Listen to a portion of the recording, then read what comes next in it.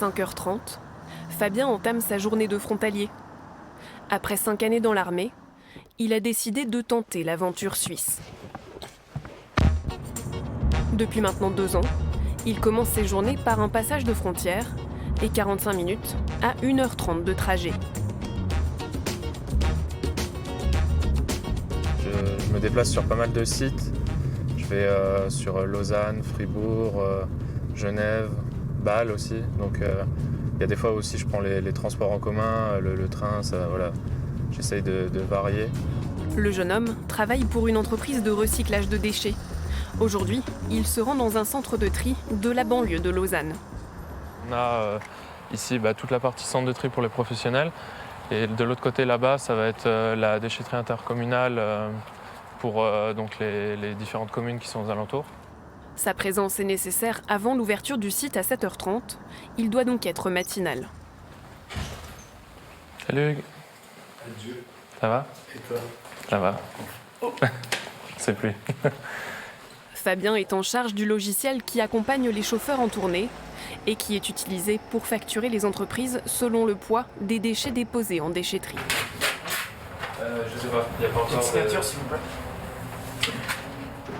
Un travail dématérialisé pour lequel il passe beaucoup de temps sur l'ordinateur. Il préfère tout de même venir sur site pour garder le contact et accompagner au mieux ses collègues. Salut Sébastien. Salut Fabien. Ça va? Ouais, toi? Ouais. Justement, je voulais voir avec toi parce que j'ai 2-3 questions. J'ai l'impression que ça fonctionne que pour certaines matières.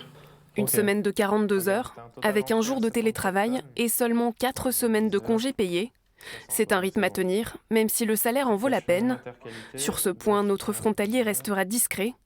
Le SMIC suisse est lui fixé à 3 800 € mensuels. Forcément un salaire qui est attrayant. Et au-delà de ça, il y a quand même, je trouve, un certain nombre de choses qui sont de bonnes choses en Suisse. Il peut y avoir donc le cadre, il peut y avoir aussi bien sûr les conditions qu'on a de travail ici. Je trouve que, alors pour ma part en tout cas, mais moi je trouve on m'a laissé une belle opportunité de travail.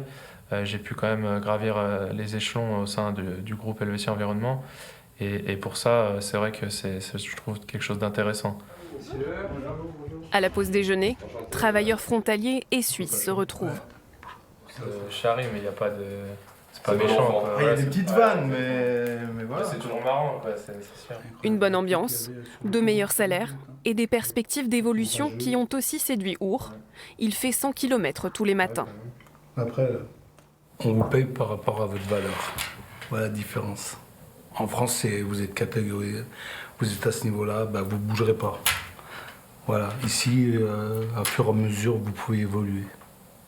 La petite différence qui fait tout, qui change tout. Ouais. Des travailleurs frontaliers, bien acceptés par leurs collègues suisses. Alors que le taux de chômage est tombé à 2% cet été, ils sont nécessaires à l'économie. C'est notre égal en fait, finalement. Ils font le même travail que nous. Après, c'est vrai que dans des entreprises où j'étais avant, de plus grande envergure, c'était plus facilement des personnes qui venaient faire du travail administratif, qui peut-être certains Suisses n'avaient peut-être pas envie de faire aussi. 16h, Fabien reprend la route. Même si le prix de l'essence est à la hausse, le taux de change est devenu extrêmement avantageux ces derniers mois pour les frontaliers.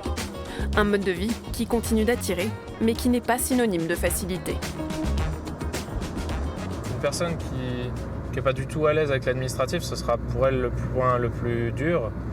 Il y en a d'autres, ce serait plutôt la route, si pour eux c'est compliqué de faire de la route.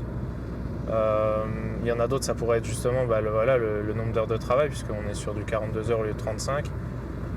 Tout dépend des gens, je pense. Moi, ça me plaît, donc il faut oser, je pense. En 20 ans, le nombre de travailleurs frontaliers a plus que doublé en Suisse. La moitié sont des Français, et leur nombre va continuer d'augmenter dans les années à venir.